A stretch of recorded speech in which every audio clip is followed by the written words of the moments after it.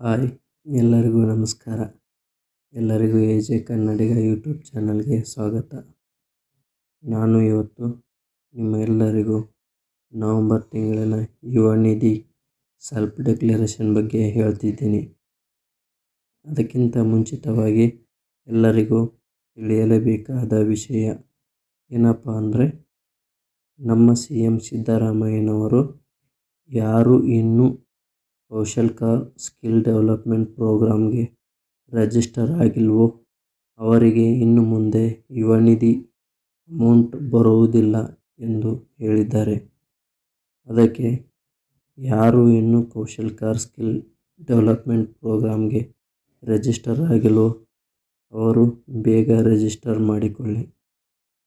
ಈಗ ವಿಷಯ ಏನಪ್ಪ ಅಂದರೆ, ಎಲ್ಲರಿಗೂ ಜೂನ್, ಜುಲೈ, ಆಗಸ್ಟ್ ಮಂತಿನ ಅಮೌಂಟ್ ಬಂದಿದ್ದಾವೆ. ಯಾರಿಗೆ ಇನ್ನೂ ಬಂದಿಲ್ವೋ ಅವರು ಸ್ವಲ್ಪ ವೇಟ್ ಮಾಡಬೇಕು, ಅವರಿಗೂ ಕೂಡ ಅಮೌಂಟ್ ಬರುತ್ತೆ. ಈಗ ನವಂಬರ್ 1ರಿಂದ 25ನೇ ತಾರೀಕುವರೆಗೂ ಯುವ ನಿಧಿ ಸೆಲ್ಫ್ ಡಿಕ್ಲರೇಷನ್ ಸ್ಟಾರ್ಟ್ ಆಗುತ್ತೆ.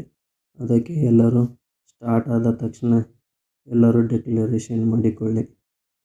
ನೀವು ಅದನ್ನು ಮಾಡಿದರೆ ಮಾತ್ರ ಸೆಪ್ಟೆಂಬರ್, ಅಕ್ಟೋಬರ್, ನವಂಬರ್ ತಿಂಗಳಿನ ಅಮೌಂಟ್ ಬರುತ್ತೆ. ನೀವು ಅದನ್ನು ಮಾಡಲಿಲ್ಲವೆಂದರೆ ನಿಮಗೆ ಸೆಪ್ಟೆಂಬರ್, ಅಕ್ಟೋಬರ್, ನವಂಬರ್ ತಿಂಗಳಿನ ಅಮೌಂಟ್ ಬರುವುದಿಲ್ಲ. ಆದ ಕಾರಣ ಯುವ ನಿಧಿ ಸೆಲ್ಫ್ ಡಿಕ್ಲರೇಷನ್ ಸ್ಟಾರ್ಟ್ ಆದ ತಕ್ಷಣ ಎಲ್ಲರೂ ಡಿಕ್ಲರೇಷನ್ ಮಾಡಿಕೊಳ್ಳಿ. ನಿಮಗೆ ಮತ್ತೆ ಏನಾದರೂ ಡೌಟ್ ಇದ್ದರೆ ಕಮೆಂಟ್ ಮಾಡಿರಿ.